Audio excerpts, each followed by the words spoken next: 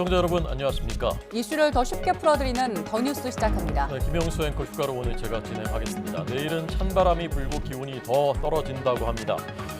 오대산은 지금 단풍이 절정입니다. 잠시 뒤에 기상 전문 기자에게 자세하게 듣겠습니다. 10대 중학생이 40대 주부를 납치해 성폭행한 사실이 뒤늦게 밝혀졌습니다. 이 중학생은 범행 도중 피해자 앞에서 웃음을 보이는 등 당시 상황이 알려지면서 공분을 사고 있는데요. 이수정 교수와 함께 자세히 짚어보겠습니다. 먼저 오늘의 주요 뉴스입니다.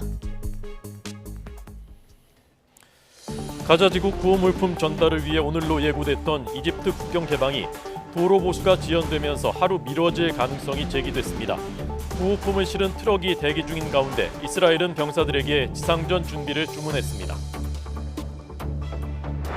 조 바이든 미국 대통령이 전쟁 중인 이스라엘과 우크라이나 지원을 위해 전례 없는 규모의 예산을 미 의회에 요청하겠다고 밝혔습니다. 모두 1,000억 달러, 우리 돈은 135조 원을 넘어설 걸로 로이터 통신은 전망했습니다. 이스라엘과 하마스 전쟁으로 세계 경제 불확실성이 커진 가운데 미국 연방준비제도 의장이 12월 추가 금리 인상 가능성을 시사했습니다. 이후 미국 10년물 국채 금리는 16년 만에 최고치를 찍었고 뉴욕 증시는 일제히 하락 마감했습니다. 미국의 긴축 장기화 우려와 국채 금리 급등 여파로 우리 증시도 출렁이고 있습니다. 코스피는 2,400선이 무너진 채 출발했고 코스닥도 내림세입니다. 김정은 북한 국무위원장이 어제 러시아 외무장관을 만나 미래지향적인 북러 관계의 100년 대계를 구축하자고 말했습니다. 과학기술 협력도 적극 추진하기로 해 북한이 러시아에서 군사 분야 첨단 기술을 건네받을 가능성이 더 커졌습니다. 자율전공 학생의 의대 진학 허용을 검토하겠다는 발언으로 대통령실에 질책을 들은 이주호 교육부 장관이 결국 사과했습니다. 신중하지 못한 발언을 해 국민께 송구하다며 대학 입시에서 공정과 안정을 저해할 수 있어 교육부 정책으로 추진하지 않겠다고 강조했습니다.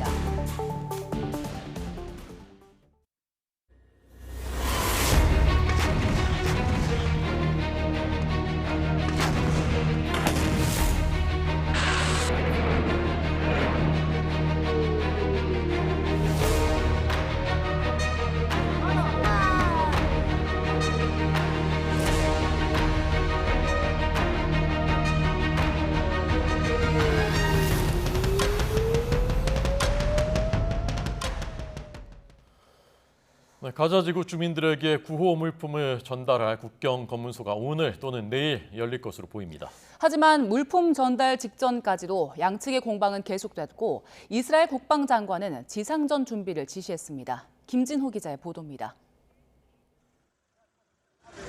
이집트와 가자지구 사이의 라파 검문소 부근에는 식량과 의약품을 실은 트럭들이 줄지어 서 있습니다. 국경 통과를 기다리는 이집트 자원봉사자들의 텐트도 설치돼 있습니다. احنا قاعدين مع اخواتنا الفلسطينيين مش هنسيبهم ومش هنتحرك من هنا الا لما المساعدات تخش فلسطين وتخش غزه تخش لاخواتنا الفلسطينيين. 앞서 이스라엘과 이집트는 전날 조 바이든 미국 대통령 방문을 계기로 구호 물품의 가자지구 반입에 조건부로 합의한 상태입니다. 미국은 최대 20대의 트럭이 이집트에서 라파 검문소를 통과하도록 합의했다고 밝혔습니다. 세계보건기구는 트럭의 규모를 훨씬 늘려야 한다고 강조합니다. It shouldn't be 20 trucks, it should be 2,000 trucks. And we shouldn't have to be making these choices. But those choices are being made and they're being discussed with the Egyptians. 하지만 구호품 전달을 하루 앞둔 19일에도 이스라엘의 공습은 계속됐습니다. 하마스 역시 이스라엘 수도 텔아비브 등을 향해 로켓포를 쏘는 등 양측의 치열한 공방은 이어지고 있습니다. 이스라엘 국방장관은 최전선 병사들에게 지상전을 준비하라고 주문했습니다.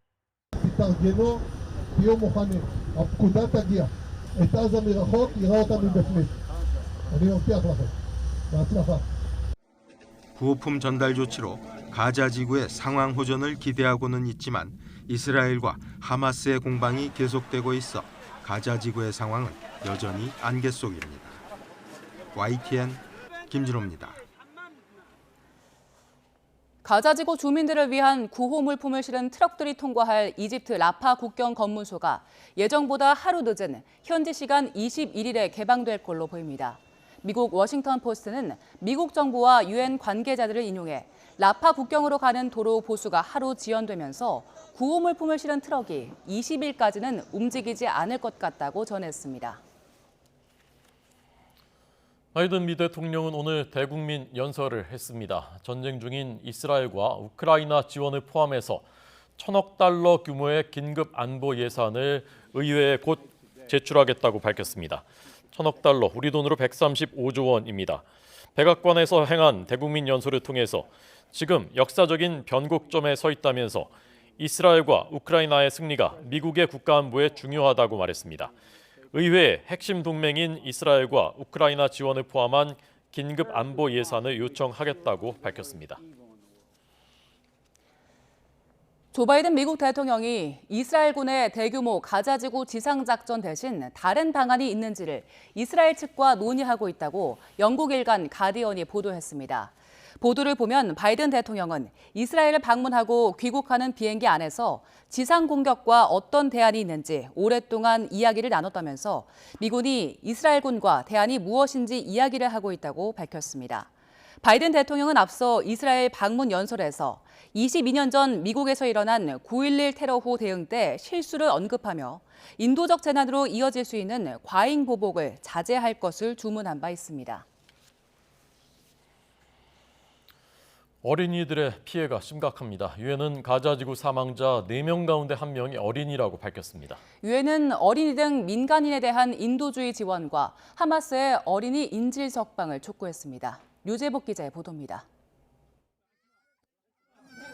폭격으로 무너진 건물 잔해 사이로 아이의 모습이 보입니다. 콘크리트 더미에 반쯤 묻힌 채 겁에 질려 있습니다. 도구라곤 2손뿐이지만 다행히 구해낼 수 있었습니다. 응급 차량이 도착할 때마다 환자들이 쏟아져 나옵니다.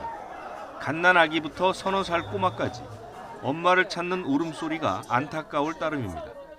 40% of all the cases that I've seen have been children. A lot of them have been like this. They've lost one or two parents.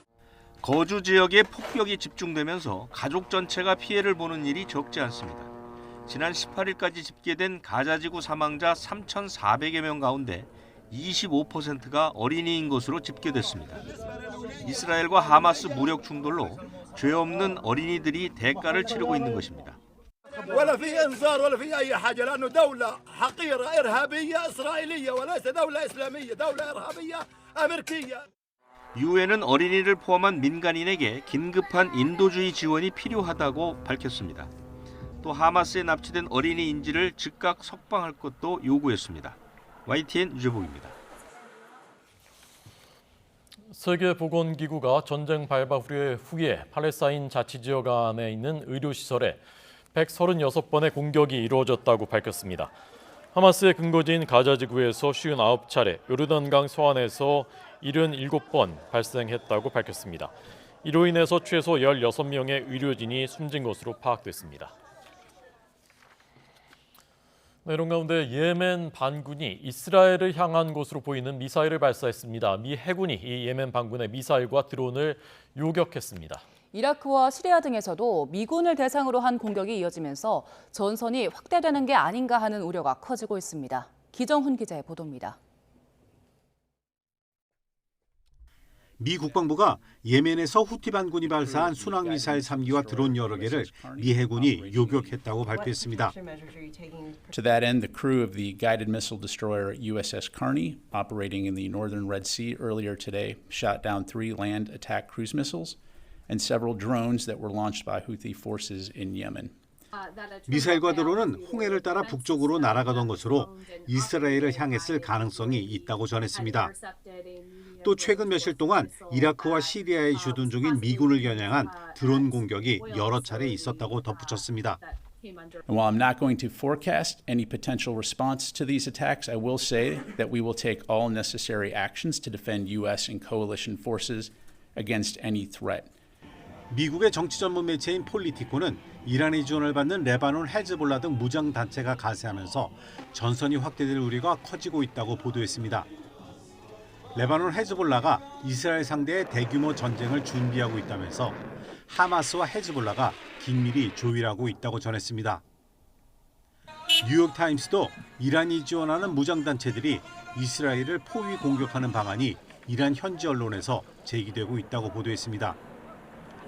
이스라엘 남쪽 예멘의 후티 반군, 동쪽의 시리아와 이라크 무장단체, 북쪽의 헤즈볼라가 협력해서 동시 공격할 수 있다는 것입니다.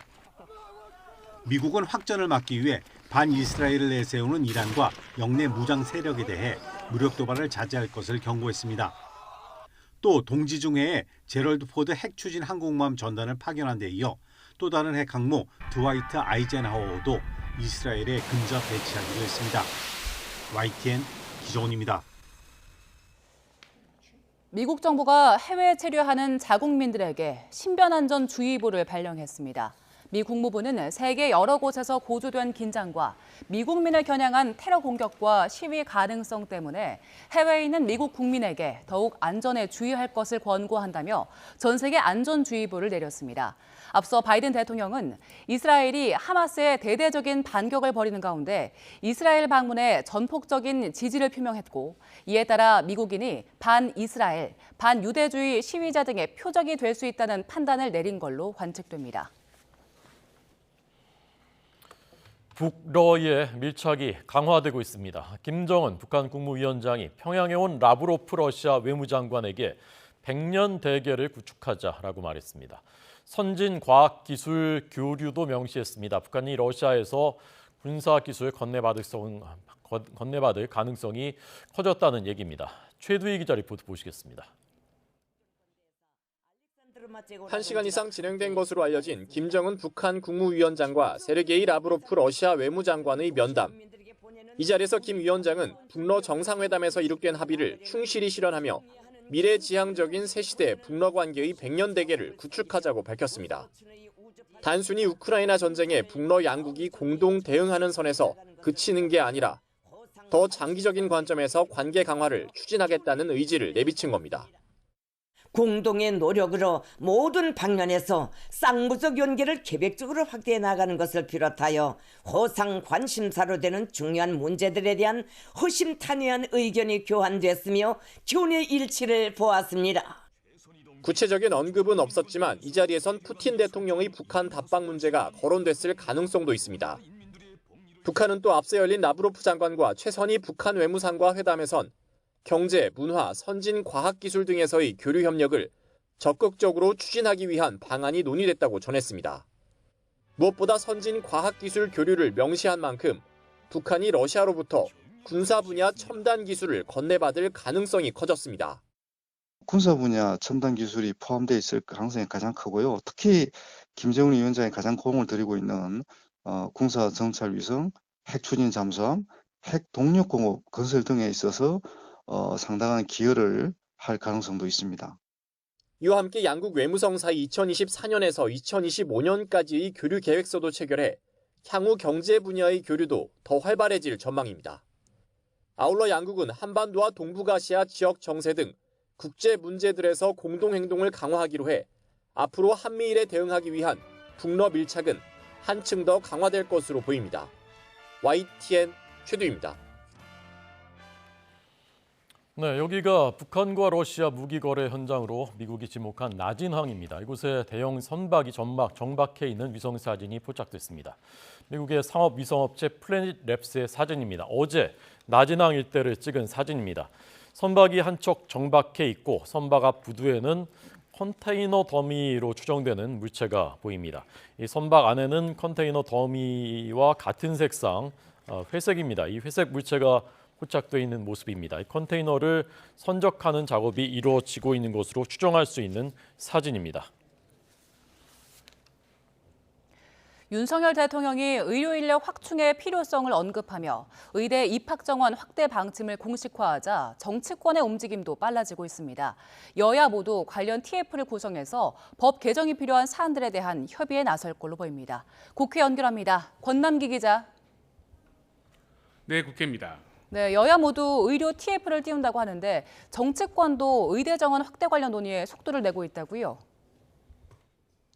네, 그렇습니다. 국민의힘은 아침 회의에서 정부의 지역 필수 의료 혁신 전략 발표에 발맞춰 관련 TF를 출범한다고 밝혔습니다. 정책위 의장을 위원장을 하고 각 상임위 간사와 의료인 등이 참여해 합의를 끌어내고 추가 과제도 논의하겠다고 강조했습니다. 국립대에 초점을 맞춘 의료 혁신안은 단순히 의사 수 확대라는 문제를 넘어 전국 어디에서나 그런 수준의 필수 의료 서비스가 제공될 수 있도록 하겠다는 정부의 강력한 의지가 반영된 것입니다. 야당과의 협의에 적극 임하겠다는 말도 나왔는데 우선 당정 협의 등을 통해 정부와 세부안을 조율한 뒤 본격적으로 나서겠다는 방침입니다. 국립대병원 소관부처를 교육부에서 복지부로 옮기는 등 정부의 혁신 전략 실현을 위해선 법 개정이 필수적인 만큼 과반 의석을 가진 야당과의 협의가 꼭 필요합니다. 민주당은 일단 정부의 필수 의료 전략을 두고 빈수레라며 실망스럽다는 반응을 내놨습니다. 의대 정원 확대 문제엔 찬성하지만 정부의 어제 발표에 확대 규모조차 담겨 있지 않았다며 국민 건강을 국면 전환용으로 이용하지 말라고 비판했습니다. 이러니 정부 여당이 국민 건강과 보건의료 정책에 대한 일관된 철학 없이 국민 건강을 담보로 국민 전환용으로만 이 문제에 접근하고 있다는 비판을 받는 것입니다. 홍 원내대표는 YTN과 통화에서 아직 여당 쪽에서 협의하자는 연락은 없었다며 정부 여당이 협의에 앞서 필수 의료 전략을 위한 로드맵을 공개하는 게 먼저라고 지적했습니다. 앞서 관련 TF를 꾸리기로 한 민주당은 공공의료 인력 확보를 위해선 공공의대 등의 설립이 필요하다는 입장인 것으로 전해졌는데요. 국립대병원을 활용한 지역 의료 활성화 방안을 내놓은 정부 여당과 앞으로 합의점을 찾아갈 수 있을지 주목됩니다. 네, 정치권에선 강서구청장 보궐선거 후폭풍이 여전한 걸로 보이는데 국민의힘이 혁신위원장 인선을 놓고 고심을 거듭하고 있다고요? 네, 국민의힘 지도부는 당의 쇄신을 이끌 혁신위원장 인선에 대한 고민을 이어가고 있습니다. 당의 문제점을 진단하고 수도권 표심을 되찾아올 인물이 되어야 한다는 점에선 이견이 없지만 마땅한 사람을 찾는 게 쉽지 않은 분위기입니다. 국민의힘 핵심 관계자는 YTN과 통화에서 혁신위원장은 가능하면 원외 인사를 영입하려 한다고 밝혔습니다. 일각에선 윤희숙 전 의원이나 하태경 의원 등의 이름도 거론된 것으로 전해졌습니다. 쉽지 않을 거예요. 당 주류랑 소통이 또 되면서도 큰 변화의 메시지도 줘야 되는데 그럼 주류가 아니어야 되잖아요. 쉽게 말하면 이준석하고 가까우면서 이준석을 몹시 싫어하는 사람들하고 소통이 잘 돼야 되는. 다음 주 월요일쯤 혁신위를 띄우는 게 목표인 만큼 이르면 이번 주말에 혁신위원장을 발표할 수 있다는 전망도 나옵니다. 다음 주 월요일 이재명 대표의 당무 복귀를 앞둔 민주당은 지명직 최고위원 임명 등을 두고 고민하는 모습입니다. 비명계 송갑석 의원의 사퇴로 공석인 자리에 누구를 앉힐지에 따라 수명 아래에 있는 계파 갈등이 다시 불거질 수 있기 때문입니다. 지명직 최고위원은 우리가 앞으로 총선을 치르기 위해서 민주당이 전략적으로 고민하고 또 지원해야 되는 지역에 대한 배려 이런 것들이 다 우선적으로 깔린 속에서 나오는 결정일 거라고 생각을 하고요. 이재명 대표가 자신의 체포동의안 표결 과정에서 가결표를 던진 소속 의원들에 대한 당원들의 징계 청원에 어떤 입장을 낼지 역시 관심입니다. 이 대표는 오늘 대장동 위례 개발 비리 관련 재판에 출석했습니다. 지금까지 국회에서 전해드렸습니다. 최근 의대 정원 확대 논의를 두고 교육부 장관이 의대 입시 관련 발언으로 물의를 일으킨 점에 대해 사과했습니다. 이른바 킬러 문항 논란 때부터 거듭된 교육부 장관의 실책에 책임론이 불거지고 있습니다. 신재원 기자의 보도입니다. 대학 입학 정원 일부를 자율전공으로 뽑은 뒤 추후 의대 진학을 허용하도록 검토하겠다는 발언으로 물의를 빚은 이주호 교육부 장관. 국회 교육위원회 국정감사장에서 결국 고개를 숙였습니다. 의대 쏠림을 방지하기 위한 대책으로 몇몇 대학 총장님들이 제안한 아이디어를 제가 이야기한 것이었습니다. 신중하지 못한 발언에 대해서는 국민들께 송구스럽게 생각합니다. 의대 열풍을 잠재우기 위한 구상이었다지만 최근 의대 정원 확대 논의와 맞물려 오히려 N수생만 늘어날 거란 우려가 나왔습니다. 결국 대통령실이 교육부를 질책하면서 뒤늦게 자신의 말을 주워 담으려 한 겁니다. 이주호 장관의 뒤늦은 반성은 이번이 처음이 아닙니다. 지난 6월 이른바 킬러 문항 배제 방침으로 물수능 논란이 불거졌을 때 대통령실로부터 엄중 경고를 받고 사과했습니다. 대통령께서 이 문제를 여러 차례 지적하셨음에도 불구하고 신속하게 대책을 내놓지 못한 것에 대해서 교육부 수장으로서 국민 여러분께 죄송하다는 말씀을 드립니다. 기말고사를 앞두고 정부가 수천억 원을 들여 개발한 교육행정 정보 시스템이 먹통이 됐을 때도 죄송하다는 말만 반복할 뿐이었습니다.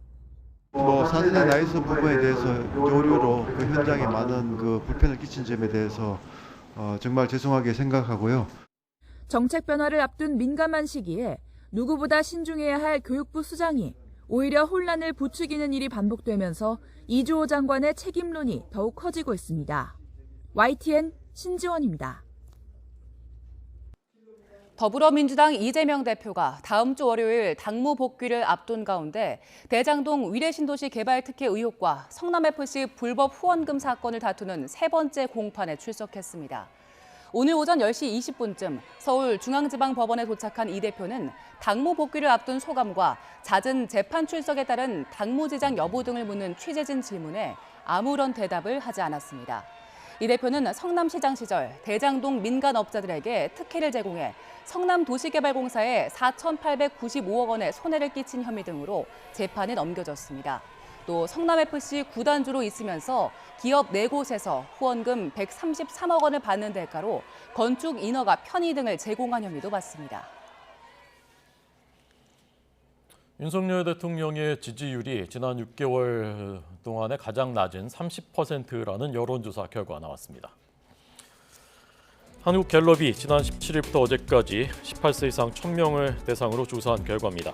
긍정평가가 30, 부정평가가 61%, 긍정평가가 일주일 전보다 3%포인트 떨어졌고 강제동원 배상 문제로 최저치였던 지난 4월 27%에 이어서 6개월 만에 가장 낮은 것입니다.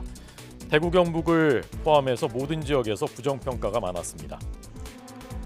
긍정평가의 요인은 외교, 국방, 안보 순서였고 부정평가 요인은 경제, 민생, 물가, 독단적 소통 미흡이 이유였습니다. 정당 지지도 국민의힘이 33%, 1%포인트 내렸고 민주당은 34% 지난주와 같았습니다. 자세한 내용은 중앙선거 여론조사 심의위원회나 갤럽 홈페이지를 보시면 됩니다. YTN의 새로운 민간 주주가 다음 주에 결정될 예정입니다. 두 공기업의 지분 매각을 맡은 3일 회계법인은 주주들과 구두 협의를 해왔기 때문에 이른바 통매각의 이해충돌 소지가 없다는 입장이었지만 최대 주주인 한전 KDN 사장은 국정감사에서 이와는 다른 답변을 했습니다. 박기원 기자의 보도입니다. 한전 KDN의 YTN 지분 21.4% 매각 주관사로 선정된 3일 회계법인은 이른바 이해충돌 방지 조건을 수용했습니다. 한전 KDN의 사전 서면 동의 없이 마사회 등 YTN 지분을 가진 다른 회사의 자문에 응하지 않겠다는 의미였습니다. 하지만 불과 2달 뒤 3일 측은 YTN 지분 9.5%를 보유한 한국마사회의 매각 주관 업무도 따냈고 이후 두 공기업 지분의 통매각이 급물살을 탔습니다. 경영권 프리미엄을 가진 최대 주주 한전 KDN으로선 손해볼 수도 있는 방향으로 매각 방식이 바뀐 건데 그동안의 일관된 해명은 문제가 되지 않는다였습니다. 3일 회계법인 측은 진행 과정을 구두로 협의해왔기 때문에 이해충돌은 없다고 선을 그었고 한전 KDN 측도 굳이 이를 부인하지는 않았습니다. 그런데 이런 설명과 달리 정작 한전 KDN의 최고 책임자인 사장은 국정감사장에서 전혀 다른 답변을 내놨습니다. 사전 동의는커녕 3일 측이 마사회의 매각 주관 업무에 지원한 사실 자체를 애초에 몰랐다는 취지로 언급했습니다. 이해충돌 가능성이 우려되면 사전에 서면 동의를 받게 되어 있는데 서면 동의 안 받았죠. 이해충돌을 일으킬 경우에는 그 민사 일반 원칙에 의해서 그 손해배상 등의 책임이 있고 통보를 했습니다. 저희들은 그 3일 회계법인이 그 마사회하고 계약을 한 거에 대해서는 뭐 나중에 알았고요. 한전 KDN이 법률 자문을 통해 이해충돌 우려를 알고도 묵인한 것 아니냐는 의혹이 제기된 상황에서 엇갈린 말이 나오며 거짓 해명 논란까지 불거진 겁니다. 민주당은 대통령실과 연관된 특정 기업의 YTN 경영권을 한 번에 넘기려고 무리수를 쓰는 것 아니냐고 추궁했습니다. 특히 한전 KDN이 손해나 이해충돌 가능성을 알고도 무리하게 통매각을 추진했다면 배임에 해당할 수 있다고 주장했습니다. 소위 말하는 윤석열 독재 정권의 언론 장악 시나리오 중에 하나이죠. 이러다가 대통령 비서실장 친구 챙겨주기까지 하는 건 아닌가 이런 의심이 듭니다. 반면 국민의힘은 사상 초유의 한국전력 적자를 강조하며 YTN 지분을 포함한 비핵심 자산 매각에 속도를 내라고 주문했습니다. 야권의 언론 자각 주장에 선을 긋고 공기업의 YTN 지분 매각 당위성을 강조한 것으로 풀이됩니다. 재정 건전화에 직접적인 영향을 주는 자산 매각 분야는 평균 6%대로 아주 저조했습니다. 실질적으로 재정 건전화를 하지 않겠다라는 겁니다. 한전 KDN과 한국마사회의 YTN 지분 31% 인수업체는 오늘이 시한인 입찰 서류 제출과 다음 주 최고가 방식 경쟁을 거쳐 결정됩니다. YTN 박견입니다. 전국 언론노조는 오늘 기자회견을 열고 YTN 지분 매각 주관사인 3일 회계법인이 한전 KDN의 동의도 없이 마사회가 가진 지분까지 공동 매각하려 해 한전 KDN에 손해를 끼치게 된다면서 자본시장법 위반 소지가 있다고 밝혔습니다. 또 한전 KDN은 마사회와의 YTN 지분 공동 매각 공고 전에 별도로 매각하는 게 손해를 피할 수 있다는 자문을 받았다면서 정부가 매각 명분으로 내세운 공공기관 자산 효율화와도 배치된다고 비판했습니다. 노조는 YTN 지분 매각 과정을 지휘하고 있는 배후를 규명해야 한다면서 매각 절차를 당장 중지하고 국회가 국정조사에 나서야 한다고 요구했습니다. 가을비 한 번에 내복 한 벌이라는 말처럼 비가 그치자마자 눈에 띄게 날이 쌀쌀해졌습니다.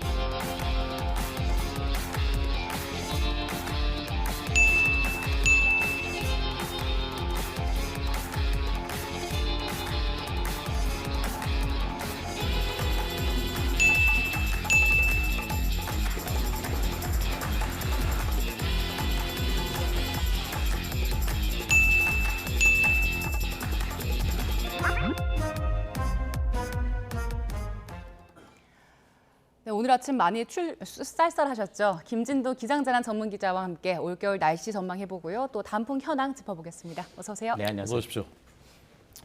날씨가 쌀쌀하니까 입도 꼬이고 발음도 안 되고 그렇습니다. 오늘 얼마 떨어졌습니까, 기온이? 앞에 그 기상캐스터가 그 이야기를 하더라고요. 가을비 한 번에 내복 한 벌. 그러니까 가을비가 한 번씩 지나가고 나면 기온이 뚝뚝 떨어진다라는 게 과거부터 있었던 일입니다. 그러니까 여름비는 비가 내리고 난 뒤에 기온이 떨어지질 않습니다. 습도가 높아져서 더 더워지죠. 근데 가을이 되면 가을비가 한 번 지나고 나면 가을비 전에 비해서 기온이 적어도 10도 이상 뚝뚝 떨어집니다.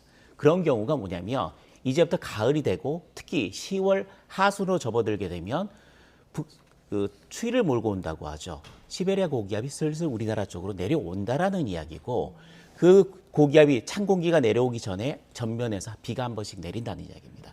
기온 한번 보실까요? 어제 서울 아침 기온이요 16.5도였습니다. 네네. 오늘은 10.1도입니다. 그런데 토요일이죠. 내일은 5도까지 떨어집니다. 5도요. 그러니까 이틀 만에 기온 자체가 하루 내의 일교차가 아니라 이틀 만에 아침 기온 똑같은 아침 기온 비교했을 때 11.5도나 떨어지는 겁니다. 그러니까 몸으로 느끼는 체감 온도 자체는 사람들이 훨씬 춥게 느껴지고 특히 오늘 낮 동안 바람이 좀 불었거든요. 네. 바람이 불면서 낮 기온이 오르지 않았기 때문에 벌써 초겨울인가? 날씨가 많이 추워졌구나라는 걸 실감하신 분들이 굉장히 많았을 겁니다. 가을옷 얼마 못 입었다고 좀 아쉬워하는 분들이 많거든요. 이번 추위가 그렇죠. 이제 계속 이어지는 겁니까? 가을 옷을 올해 몇 번 못 입으셨을 예. 겁니다. 몇 번 정도 입으셨습니까? 2번 정도밖에 못 입었습니다. 그 더위가 좀 늦게 지나갑니다. 그러니까 늦더위라는 말이 있었죠.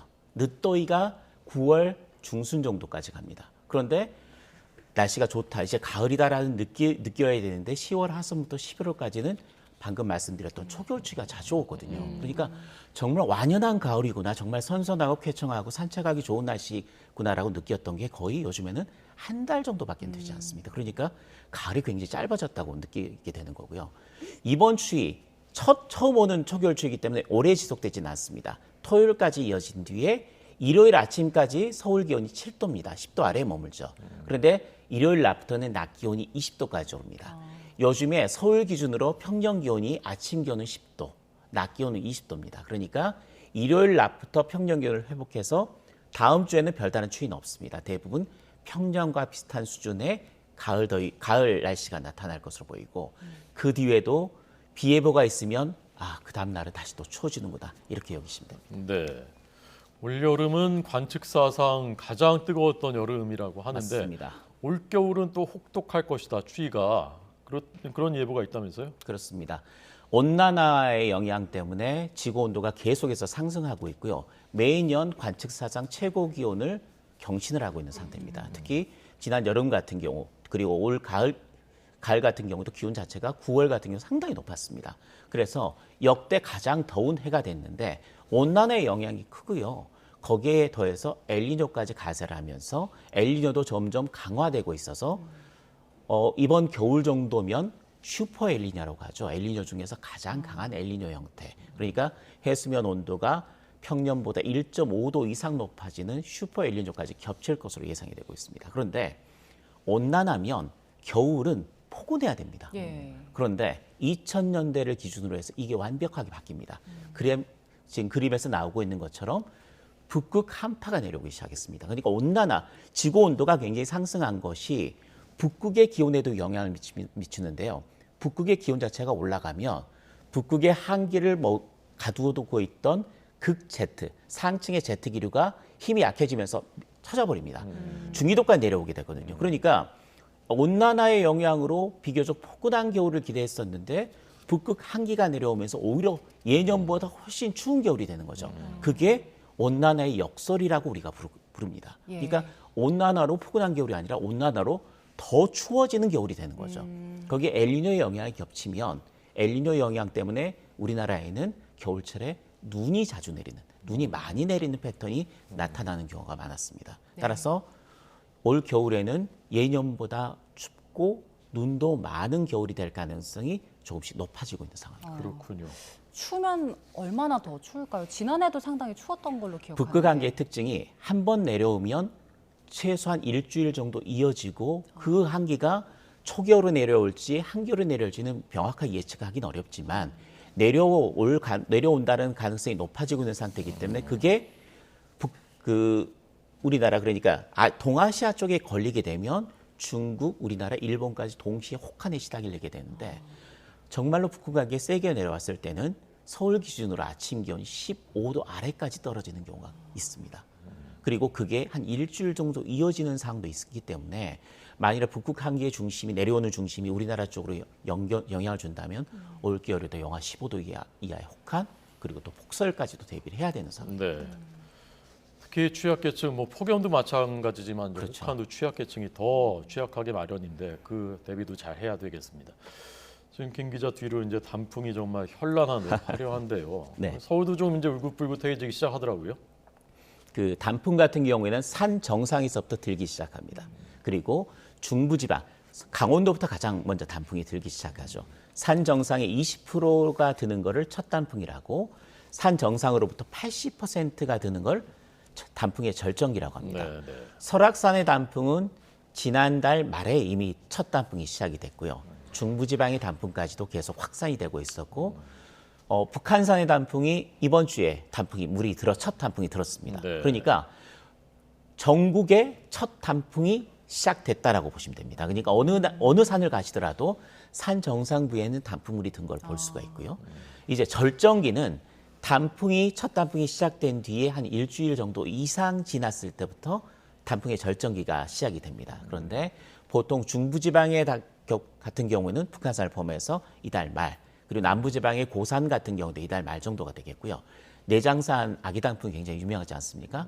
내장산 단풍은 11월 6일입니다. 그러니까 이달 하순부터 다음 달 상순 정도까지는 전국에서 단풍의 절정기를 만끽할 수 있을 것 근데 저 같습니다. 지리산은 왜 저렇게 빠른 거죠? 남부지방인데? 산이 높습니다. 높아서 네. 추우니까. 그렇습니다. 그렇군요. 그럼 이번 주 주말에는 이제 강원도 쪽으로 가시면 절정인 그렇죠. 단풍 볼 수 있겠네요. 강원도 쪽 산이 이번 주말부터 절정기에 접어듭니다. 그렇게 해서 절정기가 보통 한 2주 정도 이어지거든요. 예. 그러니까 강원도 산부터 절정기를 맞고 다른 산에 점점 남쪽으로 내려가면서 단풍을 한 11월 중순 정도까지는 즐길 수 있을 것으로 보입니다. 예.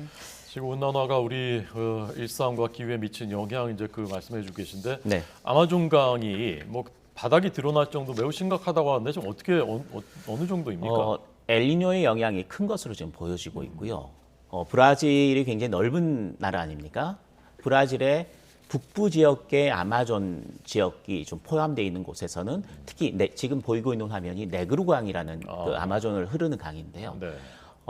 1902년에 이 수위 관측을 시작했는데 그 이후로 가장 낮은 수위를 기록하고 있습니다. 거의 물이 없는데요, 지금? 가뭄이 굉장히 심했다는 이야기죠. 그러니까 한 두세 달 정도 가뭄이 이어진 상황이라고 보시면 되겠고요. 이게 금세 해소될 수 있는 가능성이 좀 낮습니다.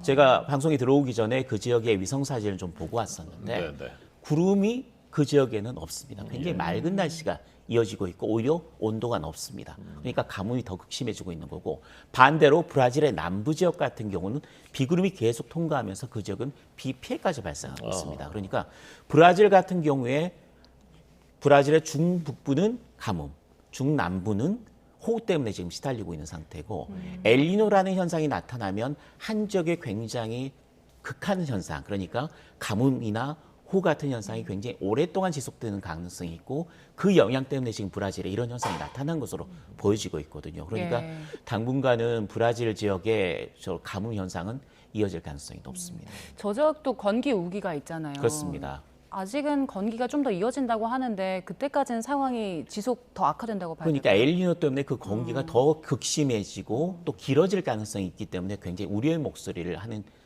내는 분들이 많습니다. 특히 저희 생태계가 굉장히 보존을 해야 될 생태계인데 굉장히 많은 그 동식물들이 피해를 입고 있는 것으로 지금 나타나고 있습니다. 아마존강이 저렇게 마르게 되면 지구 전체에 어떤 영향을 어떻게 미치게 되는 겁니까? 그 나비 효과처럼요. 한 지역에 나타나는 현상들은 그 주변 지역에 계속해서 영향을 주게 됩니다. 그런데 브라질 지역에 나타나고 있는 이 현상 자체가 브라질 같은 경우 수목이 아마존 삼림이 중요하지 않습니까?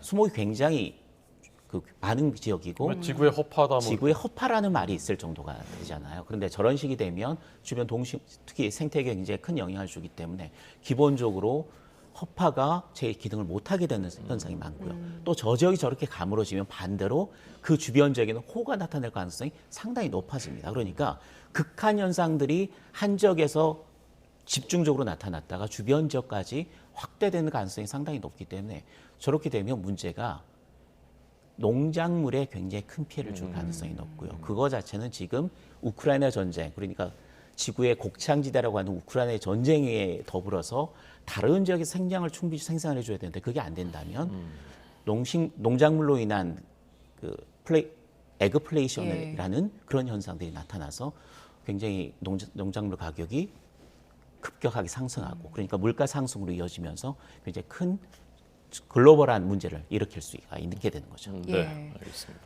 올 가을 날씨 알아봤고요. 그리고 이상기후로 인한 현상들까지 살펴봤습니다. 지금까지 김진도 YTN 기상재난 전문기자와 함께했습니다. 고맙습니다. 감사합니다.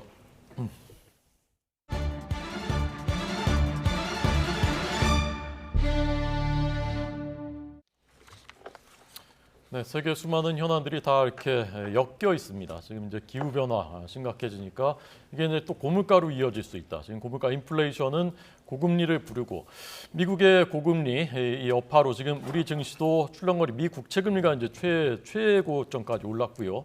그래서 지금 우리 증시도 출렁거리고 있는 모습이라고 합니다. 예, 코스피는 2,400선이 무너진 채 출발했고요. 코스닥도 내림세입니다. 자세한 내용은 취재 기자 연결해서 알아봅니다. 이형원 기자.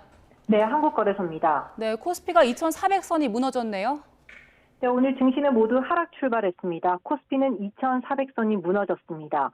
어제보다 1% 떨어진 2,391.54로 거래를 시작했는데요. 이렇게 코스피가 장중 2,400선을 내준 건 지난 3월 27일 이후 7개월 만입니다. 현재는 2,380대에서 내림세입니다. 코스닥도 1.05% 내린 775.81로 출발해 지금은 770 안팎에서 움직이고 있습니다. 네, 증시가 휘청거리는 이유 자세하게 좀 분석을 해주십시오. 우선 미국 긴축 장기화 가능성이 커지면서 증시가 출렁이고 있습니다. 제롬 파월 연방준비제도 의장이 현재 미국 통화 정책이 너무 긴축적이지는 않다고 발언한 건데요. 특히 인플레이션이 둔화하고 있지만 여전히 높다고 밝히면서 시장이 예민하게 반응한 겁니다. 물론 불확실성이 커진 것을 고려해 금리 결정을 신중하게 진행하겠다는 입장은 유지했습니다. 이를 두고 인상을 섣불리 하지 않겠지만 지금의 고금리 기조는 이어질 수 있겠다고 시장이 해석한 것으로 보입니다. 또 미국 국채 금리도 치솟았는데요. 10년 만기 국채 금리가 오름세를 이어가며 5%를 돌파한 겁니다. 2007년 이후 16년 만에 처음인데 이렇게 국채 금리가 오르자 뉴욕 증시도 모두 하락 마감했습니다. 이러한 상황에서 중동발 무력 충돌이 불러온 지정학적 위험에 대한 우려로 우리 증시도 내림세를 보이고 있는 겁니다. 위험자산 회피 심리가 커지면서 외국인 매도세가 거세져 이 하락장이 불가피한 상황입니다. 지금까지 한국거래소에서 YTN 이영훈입니다. 네, 지금 들어온 소식, 대통령실 의전비서관의 자녀의 학교 폭력 문제가 오늘 국회 교육위원회 국정감사에서 제기된 바 있습니다. 네, 대통령실은 즉각 해당 비서관에 대한 공직기강 조사에 착수를 했고요. 조사를 위해서 내일 대통령의 사우디 카타르 순방 수행단에서 해당 비서관을 배제하는 조치를 하겠다고 밝혔습니다. 저희가 자세한 소식은 들어오는 대로 전해드리겠습니다. 다음 소식입니다. 네, 사과나무의 모양이 달라지고 있다고 합니다. 일손을 줄이고 생산량도 늘리는 방향으로 나무 수영을 개량하고 있는데 농가의 반응이 좋습니다. 지환 기자의 보도입니다. 왼쪽은 일반 사과나무, 오른쪽은 최근 보급하고 있는 사과나무입니다. 보통 나뭇가지가 4-5m까지 이리저리 뻗는 방사형, 그런데 마치 분재처럼 수영을 비틀어 개량했습니다. 다축형 평면 수영 방식이라는 건데 일단 뿌리에서 나온 원줄기를 수평으로 눕히고 가지가 나올 때마다 수직 방향으로 세워 수폭을 좁게 유지했습니다. 심은 지 딱 3년, 하늘로 솟은 허리 높이 가지마다 주렁주렁 굵은 사과가 달렸습니다. 보통 사과를 딸 때는 나무 키가 높기 때문에 이렇게 사다리나 리프트 시설을 이용하게 됩니다. 하지만 이렇게 평면으로 사과를 기르게 되면 당연하게도 수확이 무척 쉬워집니다. 선진지 쪽에서는 빠르게 이게 바뀌고 있어요. 아무래도 노동력이 절감되고 생산량이 높아지고 품질이 월등히 좋아지기 때문에 사과를 오래 하신 분들은 지금 많이 바꾸고 있어요. 나무 높이가 낮아 농약 뿌리기도 좋고 병해충 방제도 효율적입니다. 강한 햇빛과 우박, 태풍 등을 막을 수 있는 방조망 설치도 가능하고 기계화도 쉽습니다. 무엇보다 골고루 햇빛을 받아 과실 착색이 잘 되고 땅에 반사 필름을 깔 필요도 없습니다. 시험 재배 결과 생산량이 기존 나무보다 최대 3배 더 많았습니다. 과실 품질도 과일이 좀 더 크고요. 그리고 당도도 상당히 아래쪽이 좋아서 이 다축성 애들은 위아래를 다 햇볕이 잘 들어가기 때문에 보시는 거와 같이 아래쪽 거의 균일하게 착색이 잘 되고 있고요. 최근 사과에 이어 복숭아도 이런 평면형 재배법이 성과를 낸 상황. 농가 보급과 함께 스마트 재배가 확산하며 사과나무, 복숭아나무 모습 자체가 완전히 달라지고 있습니다. YTN 지환입니다. 네, 속보입니다. 문재인 정부 때 임명이 됐었고 지난달에 해임됐었죠. 김희철 전 KBS 사장이 해임이 무효다라고 냈었던 가처분 법원이 기각하면서 해임 처분이 유지되게 됐고 KBS 새 사장 임명 절차는 예정대로 진행되게 됐습니다. 네, 서울행정법원이 오늘 김 전 KBS 사장이 윤석열 대통령을 상대로 해임 처분 효력을 정지해달라면서 낸 집행정지 신청 사건을 기각했습니다. 그동안 김 전 사장 측은 정권이 바뀔 때마다 공영방송 사장도 바뀌어왔다면서 이 사건이 헌법상 언론의 자유와 연결돼 있다는 점을 고려해달라며 해임 처분의 부당함을 강조해왔습니다. 반면 윤석열 대통령 측은 해임 처분은 KBS의 불공정, 편파 방송에 대한 책임을 묻기 위함이었다면서 김 전 사장 측이 본질에서 벗어난 언론 자유 프레임을 적용하고 있다고 반박했습니다. 네, 새 사장 박민 사장이 지금 임명 제청됐고 국회 청문회 기다리고 있는 상태입니다. 이 시각 간추린 뉴스 전해드리겠습니다. 지난 6월이었습니다. 마약에 취해 비행 중인 여객기의 비상문을 열겠다면서 난동을 부렸던 10대 승객에게 실형이 선고됐습니다. 인천지방법원이 A군에게 항공보안법과 마약류 관리법 위반 등의 혐의로 징역 3년을 선고했습니다. 경찰이 유명 배우 A씨를 포함한 8명의 마약류 투약이 의심된다고 보고 내사에 나선 걸로 파악됐습니다. 인천경찰청은 유명 배우 A씨와 연예인 지망생, 유흥업소 관계자 등 8명이 주거지와 유흥업소 등에서 대마를 비롯한 마약류를 투약한 정황을 포착해 입건 전 조사에 착수했습니다. 천주교 정의구현 전국사재단이 폭탄 설치와 살해를 협박받는 메일을 받아서 경찰이 수사에 착수했습니다. 학부모들의 악성 민원을 겪다가 숨진 의정부 호원초등학교 이영승 교사에 대해 사망 2년 만에 순직 결정이 내려졌습니다. 사소한 행동이라도 반복해서 공포심을 유발하기에 충분하다면 스토킹 범죄가 될 수 있다는 대법원 판단이 나왔습니다. 재판부는 개별 행위가 아니라 일련의 전체 행동을 보고 스토킹의 유무죄를 판단해야 한다고 밝혔습니다. 코로나19의 4급 전환 이후 확진자가 감소세지만 보건당국은 겨울철을 맞아 유행 가능성이 크다며 백신 접종을 당부했습니다. 건강보험이 적용되지 않아서 본인이 전액을 내야 하는 대상포진 백신 접종 가격이 의료기관마다 최대 15배 차이가 나는 것으로 나타났습니다.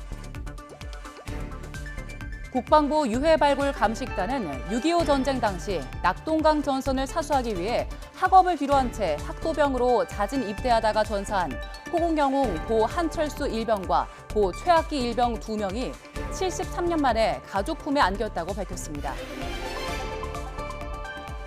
문화재청은 6.25 전쟁 때 피난 수도였던 부산의 주요 유산과 생태적인 가치가 높은 전남 지역 갯벌이 유네스코 세계유산 잠정 목록에 등재됐다고 밝혔습니다. 한낮에도 찬바람이 불며 기온이 크게 오르지 못하고 있습니다. 현재 서울 기온은 14.9도에 머물고 있는데요. 밤 사이에는 찬 기온이 더 짙어지겠고 내일 아침은 때이른 초겨울 추위가 찾아오겠습니다. 내일 서울 아침 기온 5도 안팎까지 뚝 떨어지겠고 찬바람의 체감 온도는 이보다 더 낮겠습니다. 따뜻한 옷차림으로 보온에 신경 써주시기 바랍니다. 주말인 내에도 전국이 대체로 맑겠습니다. 원활한 대기 확산으로 공기도 깨끗하겠습니다. 다만 밤사이 기온이 크게 떨어지면서 전국 많은 지역에서 올가을 최저 기온을 경신하겠습니다.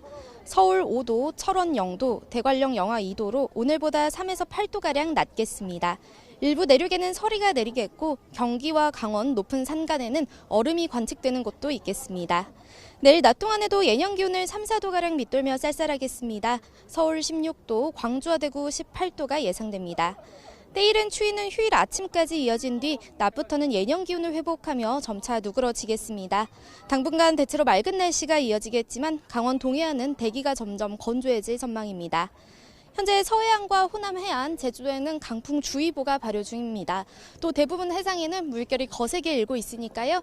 해상과 해안가 안전사고에 각별히 유의하시기 바랍니다. 지금까지 YTN 원희다입니다.